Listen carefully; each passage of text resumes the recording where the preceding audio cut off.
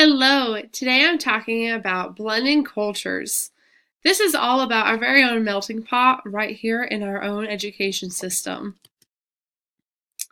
Some topics we're going to cover today include changing our perspective, taking time to listen, embracing all cultures, and finally, successful collaboration.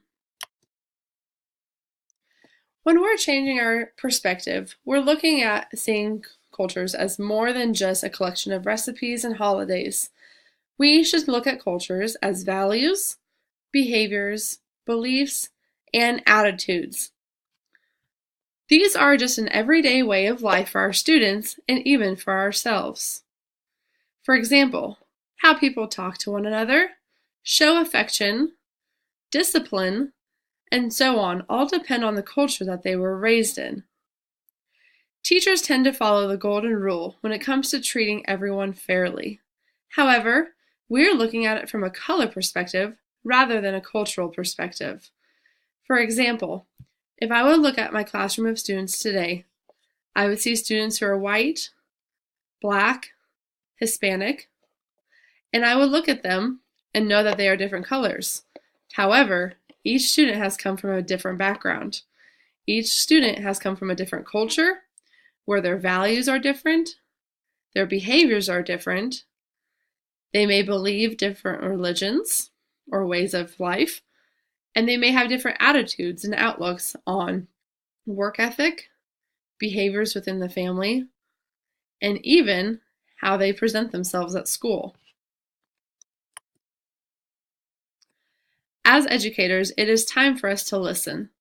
Culturally responsive educators take the time to listen, but are also brave enough to face the divides that come with cultural differences.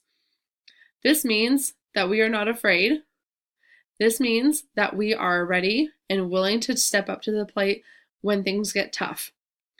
That tells us that not only are we going to face the fears that come with looking at culture, but we're also going to tackle them with open minds and open hearts, knowing that we are going to make sure that we are presenting ourselves the best way possible to our students. They are able to leave their preconceived notions on the table and open themselves up to new experiences. As teachers and as humans, we all have our own biases that we don't always realize. When we leave these on the table and we talk about it and we think about different ways to communicate with our students, we can open ourselves up to a whole new world. By doing this, we do dive in head first to learn about our students on a personal level and understand what makes them tick when it comes to their schoolwork. By embracing all, we are talking about embracing all of their cultures. Educators must consider all of the following in order to do this. We must be aware of our own cultural biases. This means that we need to realize what takes us back and holds us back from moving forward. We must strive to understand what makes your students tick. Not all students learn by the book or learn by sitting and just listening all day.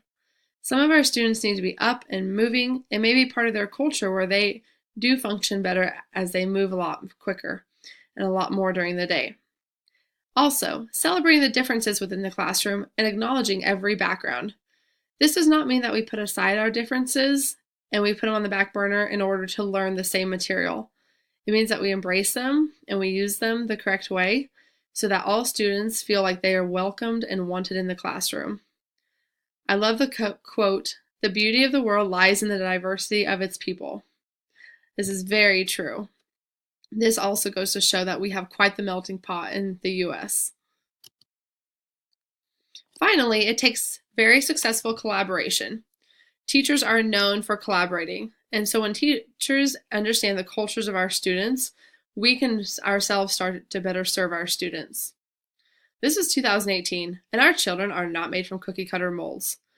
As educators, we have an obligation to teach our students to the best of their and our ability while providing meaningful opportunities to grow and expand their knowledge base.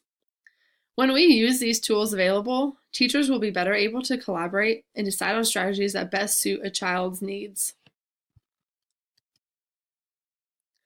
I love this saying about a tree without roots. Our history and culture acts like roots. They're stretchy and they're grasping to hold on to the dirt. When we lose track of our roots, our tree begins to wither away. It's crucial that we make sure our families and our students know the importance of their heritage and culture. Whether they are Asian, African, Indian, Caucasian, or any other race, it is crucial that we stay true to our culture. It wraps us in comfort knowing that we have our history behind our name, full of memories and ideals to carry on to future generations. The more that we can foster each other's differences in the education setting, the further we can take ourselves to grow our very own roots of culture.